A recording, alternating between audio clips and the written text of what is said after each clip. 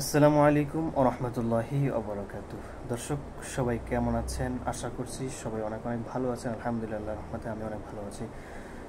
দর্শক আজকে আমার আলোচ্য বিষয় হলো অসুস্থ ব্যক্তির নামাজ। আমরা বিভিন্ন সময় অসুস্থ হয়ে থাকি, বিভিন্ন সময় অ্যাক্সিডেন্ট হয়ে থাকি, বিভিন্ন রোগ হয়ে থাকে, কিংবা আমাদের না, আমাদের প্রতিবেশী, আমাদের বাবা মা, আমাদের ভাই বোন, কিংবা আমাদের প্রতিবেশী যারাই হোক না কেন, তারা বিভিন্ন সময় অসুস্থ হয়ে থাকে, অ্যাক্সিডেন্ট হয়ে থাকে, বিভিন্ন দুর্ঘটনায় পড়ে থাকে, শরীর অসুস্থ থাকে। তো তাদের নামাজ কি অবস্থা, তাদের নামাজ তারা কিভাবে পড়বে, এই বিষয়ে আমি এখন আপনাদের সামনে আলোচনা করব। আমরা অনেক সময় জানি না যে অসুস্থ ব্যক্তি কিভাবে নামাজ পড়বে।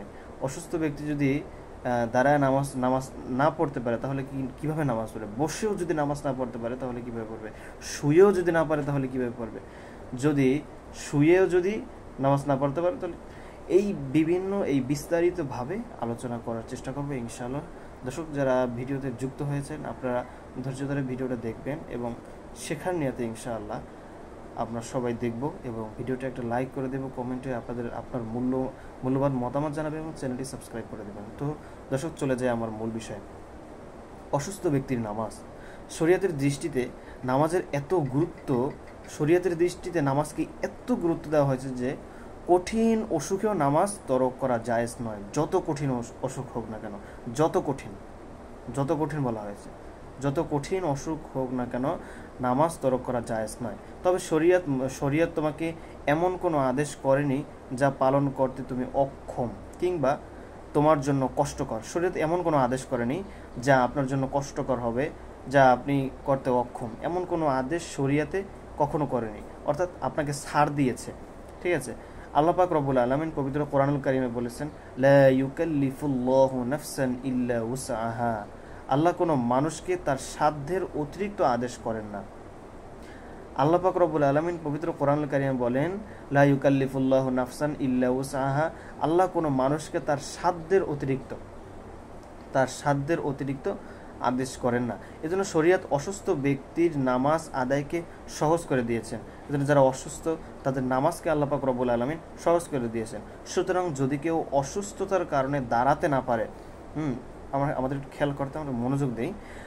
সুতরাং অসুস্থতার কারণে কেউ যদি দাঁড়াতে না পারে কিংবা দাঁড়ালে অসুস্থ হয়ে পড়ার বা অসুস্থতা বেড়ে যাওয়ার বা আরোগ্য বিলম্বিত হওয়ার আশঙ্কা থাকে কিংবা দাঁড়াতে খুব কষ্ট হয়, মাথা ঘোরায়, এসব অবস্থায় সে বসে রুকু সিজদা করে নামাজ আদায় করতে পারে। ধরুন আপনি দাঁড়ায় নামাজ পড়তেছেন, আপনি অসুস্থ হয়ে পড়েছেন কিংবা আপনি দাঁড়ায় নামাজ পড়তে সক্ষম না।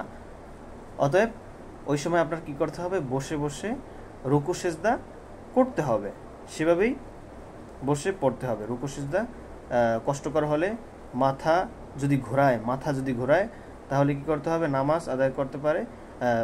সেক্ষেত্রে কি করতে হবে, যেভাবে বসলে আরাম হয়, ঠিক আছে, যেভাবে বসলে আরাম হয়, বসার ক্ষেত্রেও তো যেভাবে বসলে আরাম হয়। যেমন ধরেন আপনি নামাজ শুরুতে বসতে পারেন না কিংবা আপনার ওই অবস্থায় বসতে কষ্ট হয়, শরীয়ত আপনাকে অনেক ছাড় দিয়েছে। আপনার যেভাবে আরাম হয়, আপনার আসন করে বসবেন, হ্যাঁ বসতে পারেন, অসুবিধা নেই। কিন্তু পশ্চিম দিকে পা দেওয়া যাবে না, কিবলার দিকে পা দিয়ে বসা যাবে না, একটু কষ্ট করতে হবে। যদি ওরকম কষ্টকর না হয় তাহলে আপনার কি করতে হবে, আপনি আরাম করে বসবেন, আরাম করে আপনার বসার নিয়ম আছে, আপনি বসতে পারবেন। যদি বসতে পারে কিন্তু রুকু সিজদা করতে পারে না, যেমন অনেকে এরকম থাকতে পারে যে বসতে পারে কিন্তু রুকু সিজদা করতে না পারে, তাহলে বসে মাথার ইশারায় রুকু সিজদা আদায় করবে, মাথা দিয়েই করতে হবে। যেমন আপনি যদি রুকু করেন বা বসে যদি আপনি নামাজ পড়েন, ওই বসে নামাজ পড়লে আপনি যদি রুকু করার সময় আপনার একটু হালকা ঝুঁকতে হবে, আর যদি সেজদা করেন রুকু থেকে একটু বেশি ঝুঁকতে হবে। তো বলা হয়েছে এটা যদি আপনি না পারেন, আপনি যদি রুকু করতে না পারেন, সেজদা করতে না পারেন, ঝোঁকা এটা যদি আপনি না পারেন, তখন কি করবেন, আপনার মাথা দিয়ে মাথার ইশারায় রুকু সেজদা আদায় করতে হবে। চেহারা ইশারায় দিয়ে করতে হবে। আর সেজদায় রুকুর চেয়ে মাথা বেশি নিচু করবে, ঠিক আছে, যেন রুকু ও সেজদা আলাদা বোঝা যায়। কারণ রুকু থেকে সেজদায় একটু অবনত বেশি হতে হয়, এই জন্য মাথাটাকে একটু বেশি ঝুঁকাতে হবে, যেন বোঝা যায় যে কোনটা রুকু কোনটা সিজদা, এটা যেন আলাদা বোঝা যায়, এই জন্য। অন্যথায় নামাজ সহি হবে না, যদিও যদি বসতেও না পারে তাহলে পা কেবলার দিকে করে চিত হয়ে আপনার কি করতে হবে, শুয়ে মাথার ইশারায় রুকু সিজদা করবে। যেমন ধরেন আপনি বসতেও পারেন না, আপনি এমন অসুস্থ, অথবা আপনার আত্মীয় স্বজন পরিবার পরিজনদের মধ্যে কেউ যদি এমন অসুস্থ অবস্থা থাকে যে আপনি সে বসেও নামাজ পড়তে পারে না, এবং বসে চেহারা মাথা দিয়ে ইশারা করেও নামাজ পড়তে পারে না, তখন কি করবে, তিনি শুয়ে শুয়ে নামাজ পড়বে, শুয়ে তার পাটাকে কেবলার দিকে দিয়ে এরপরে নামাজ পড়বে। এখানে কিছু বিষয় আমরা লক্ষ্য করব, সেটা হলো পা দুটো হাঁটু ভেঙে খাড়া রাখা উত্তম। যেমন ধরেন আপনি কেবলার দিকেই আপনার পা, কিন্তু আপনি ওই যে পাটা একটু খাড়া রেখে ওটার উপর হাত রেখে, উরুর উপরে হাত রেখে নামাজ পড়া উত্তম বলা হয়েছে। বিনা ওজরে কেবলার দিকে পা ছড়িয়ে দেয়া মাকরুহ, এটা আমরা সবাই জানি যে বিনা ওজরে, ওটা তো নামাজ, ওটা তার ওজর, অসুস্থ, তিনি খুব গুরুতর বলা হয়েছে, গুরুতর অসুস্থ যে হয়, তাহলে কি করতে হবে, কেবলার দিকে পা দিয়ে কি করতে হবে, এটা একটা ওজর। কিন্তু ওজর ব্যতীত কখনো কেবলার দিকে পা দেয়া নিষেধ, এটা করা যাবে না, কারণ কেবলা একটা পবিত্র জায়গা, এদিকে পা দেয়া এটা কখনোই হতে পারে না। আর নিচে বালিশ দিয়ে মাথাটা একটু উঁচু করে রাখবে, যাতে রুকু সিজদার ইশারা করা সহজ হয় এবং চেহারা কেবলামুখী হয়, সহজার্থে সেটা যেন সহজ হয়, এই জন্য মাথার নিচে বালিশ দিয়ে কেবলামুখী হয়। যদি চিত হওয়া সম্ভব না হয় এবং কাত হওয়া সম্ভব হয়, তাহলে উত্তর দক্ষিণে ডান কাত হয়ে এরপর চেহারা কেবলামুখী করে নামাজ আদায় করবে। সেটা বোঝা গেল। যদি চিত হওয়া সম্ভব না হয় এবং কাত হওয়া সম্ভব না হয়, তাহলে উত্তরে মাথা দিয়ে, দক্ষিণে পা দিয়ে, ডান কাত হয়ে কেবলার দিকে আপনার মুখ করে এরপরে নামাজ পড়া উত্তম বলা হয়, নামাজ পড়বে।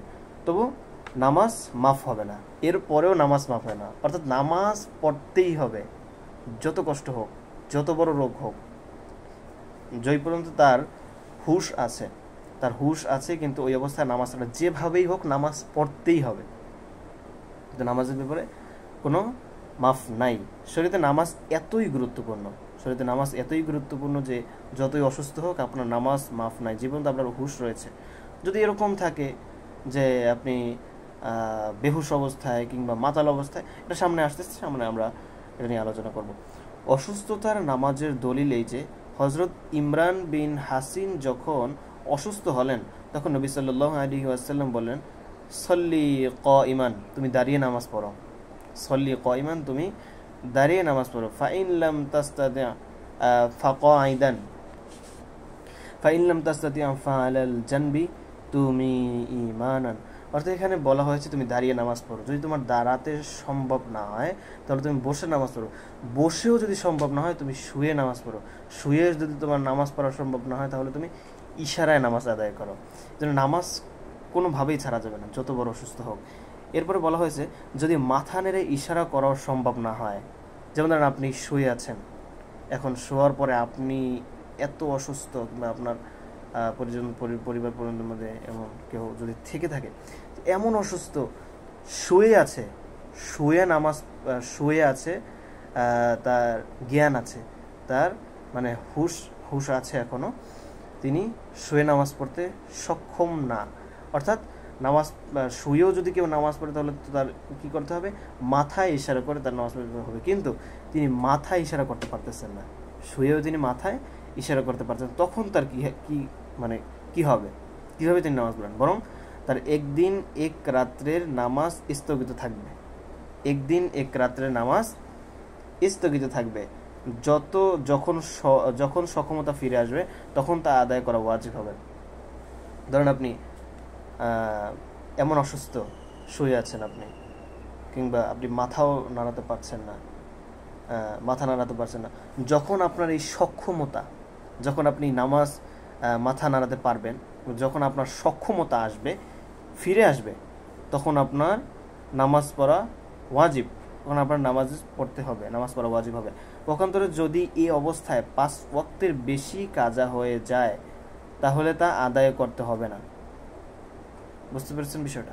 যেমন ধরেন আপনি এই অবস্থায় আপনার 5 ওয়াক্তের বেশি কাজা হয়ে গিয়েছে, যেমন আপনি হুশ আছে কিন্তু মাথা নাড়াতে পারছেন না, এই অবস্থায় আপনি 5 ওয়াক্তের বেশি আদায় হয়ে গিয়েছে, 5 ওয়াক্তের বেশি আপনার কাজা হয়ে গিয়েছে, তখন কি করতে হবে? সেটা আদায় করতে হবে না, কেননা তা বান্দার জন্য কষ্টকর। এই যে আপনি একটা লক্ষ্য করেন যে আল্লাহ পাক রব্বুল আলামিন কখনো বান্দার কষ্ট হোক এরকম আল্লাহ পাক রব্বুল আলামিন কখনো করেন নাই, সহজ করে দিয়েছেন বান্দার জন্য। যেমন এই যে আপনার যদি 5 ওয়াক্ত নামাজ যদি কাজা হয়ে যায় তাহলে সেটা কাজা করতে হবে, কেননা তা বান্দার জন্য কষ্টকর হয়ে যাবে। যদি কেউ বিকৃত মস্তিষ্ক বা বেহুশ হয়ে পড়ে এবং কাজা নামাজ 5 ওয়াক্ত বা তার কম হয় তাহলে সুস্থ হওয়ার পর তা কাজা করতে হবে। 5 ওয়াক্তের বেশি হলে কাজা করতে হবে না। যদি 5 ওয়াক্তের কম হয় তাহলে কাজা করতে হবে, যদি 5 ওয়াক্তের বেশি হয় তাহলে কাজা করতে হবে না। কয়েকটি মাসালা, এই মাসালাগুলো আমরা খুব খেয়াল করব। আমরা এই মাসালাগুলো যদি খেয়াল করি আমাদের অনেক উপকার হবে ইনশাআল্লাহ। মাসালাগুলো খুবই গুরুত্বপূর্ণ, আমরা একটু খেয়াল করে শুনবো। 1 নম্বর যে মাসালা রয়েছে সেটা হলো, যদি কোনো কিছুর সাথে হেলান দিয়ে বা কোনো মানুষের সাহায্য নিয়ে দাঁড়ানো সম্ভব হয় আর সে সাহায্য করতে রাজি হয় তাহলে দাঁড়িয়ে নামাজ আদায় করতে হবে। যেমন ধরেন আপনার এরকম অবস্থা যে আপনি কারোর সাহায্যে যদি আপনি দাঁড়ান তাহলে কারোর সাহায্যে আপনি নামাজ আদায় করতে পারবেন দাঁড়ানো অবস্থায়, কিংবা অন্য কিছুর সাহায্যে, যেমন ধরেন আপনি একটা খুঁড়ির সাথে হেলান দিয়ে নামাজ পড়তে পারলেন, তার সাহায্য নেন, এটা অসুবিধা হবে না, নামাজ তাহলে পড়তে পারবে। আর যদি কারোর সাহায্য, কেউ যদি সাহায্য করতে চায় কিংবা আপনি যদি কাউকে দাবি করেন যে সাহায্য করেন, কাউকে সাহায্য করার জন্য বলেন, তিনি যদি রাজি হন তাহলে আপনি দাঁড়িয়ে নামাজ আদায় করতে হবে। যদি জামাতের জন্য হেঁটে মসজিদে গেলে দাঁড়ানো সম্ভব না হয় তাহলে ঘরেই দাঁড়িয়ে নামাজ পড়বে। যদি জামাতের জন্য যদি হেঁটে সম্ভব না হয়, যেমন ধরেন আপনি এমন অসুস্থ যে হেঁটে গেলে আপনার ওই যে হাঁটার আপনার যে পাওয়ারটা, ওই পাওয়ারটা হাঁটার মধ্যে শেষ হয়ে গেল, আপনি আর মসজিদে গিয়ে আপনি দাঁড়িয়ে নামাজ পড়তে পারবেন না, তখন কি করবেন? বাসায় গিয়ে দাঁড়িয়ে নামাজ পড়বেন। 3 নম্বর যে মাসালা সেটা হলো, নামাজের মাঝে অসুস্থ হয়ে পড়লে নামাজ ভঙ্গ না করে দাঁড়িয়ে বসে শুয়ে যেভাবেই পারে বাকি নামাজ আদায় করবে। যেমন ধরেন আপনি নামাজের মধ্যে অসুস্থ হয়ে গেলেন, এমন অসুস্থ হলেন যে দাঁড়িয়ে নামাজ পড়া যাবে তাহলে দাঁড়িয়ে নামাজ পড়বে। যদি দাঁড়িয়ে নামাজ পড়া না যায় ওই নামাজ ভাঙ্গা যাবে না, ওই অবস্থায় বসে বসে নামাজ পড়বে। এর পরেও যদি নামাজ না পড়তে পারে, তিনি অসুস্থ হয়ে পড়ছে নামাজের মধ্যে, বসেও যদি নামাজ না পড়তে পারে তাহলে কি করতে হবে? শুয়ে কিন্তু যেভাবেই হোক নামাজ আদায় করতে হবে, নামাজ শেষ করতে হবে। অর্থাৎ নামাজের প্রতি অনেক গুরুত্ব দেওয়া হয়েছে, এর জন্য নামাজ পড়তে হবেই, নামাজ আপনার পড়তে হবেই। আপনি অসুস্থ হয়েছেন, যদি এরকম হয় যে নামাজের মধ্যে আপনি বেহুশ হয়ে গেছেন, তাহলে তো বেহুশ হয়ে গেছেন, আপনার তো অচেতনে নেই, আপনি তো বেহুশ, তাহলে কীভাবে পড়বেন? যদি আপনার অচেতন থাকে, যদি আপনার হুশ থাকে, তাহলে আপনি নামাজের মধ্যে অসুস্থ হয়ে পড়লে যেভাবেই হোক আপনার নামাজ আদায় করতে হবেই। 4 নম্বর যে মাসালা সেটা হলো, যদি বসে রুকু সেজদাকারী ব্যক্তি নামাজের মাঝে সুস্থ হয়ে যায়, যদি বসে রুকু সেজদাকারী ব্যক্তি নামাজের মাঝে সুস্থ হয়ে যায় তাহলে বাকি নামাজ সুস্থ ব্যক্তির মতো শেষ করবে। আর যদি বসে বা শুয়ে ইশারায় রুকু সেজদাকারী ব্যক্তি সুস্থ হয়ে যায় তাহলে নামাজ নতুনভাবে শুরু করবে। আর যদি বসে বা শুয়ে ইশারায় রুকু সেজদাকারী ব্যক্তি সুস্থ হয়ে যায় তাহলে নামাজ নতুনভাবে শুরু করবে। যেমন ধরেন আপনি এখানে বলা হয়েছে কেউ যদি বসে বসে নামাজ পড়ে রুকু সেজদা করে, ওই অবস্থায় যদি তিনি সুস্থ হয়ে যায় তাহলে সুস্থ ব্যক্তির মতোই নামাজ পড়বে। আর যদি বসা বা শোয়া ব্যক্তি আপনার ইশারায় রুকু সেজদা করা, যেমন বসে মাথা দিয়ে ইশারা করে নামাজ পড়ে, কিংবা শোয়া অবস্থায় তিনি ইশারা অবস্থায় নামাজ পড়ে, ওই অবস্থায় তিনি সুস্থ হয়ে যায়, ওই অবস্থায় তিনি যদি সুস্থ হয়ে যায়, নামাজ অবস্থায় যদি তিনি সুস্থ হয়ে যায় তাহলে তার নামাজ পুনরায় পড়তে হবে, তাহলে তার নামাজ আবার পুনরায় সুন্দরভাবে পড়তে হবে। 5 নম্বর যে মাসালা রয়েছে, আরেকটা মাসালা 6 নম্বর মাসালা বলে শেষ করব। আরেকটা মাসালা সেটা হলো চিকিৎসক যদি ওষুধ প্রয়োগ করে 6 ওয়াক্তের বেশি অজ্ঞান করে রাখে, চিকিৎসক যদি ওষুধ প্রয়োগ করে 6 ওয়াক্তের বেশি অজ্ঞান করে রাখে, তাহলে নামাজ রহিত হয়ে যাবে।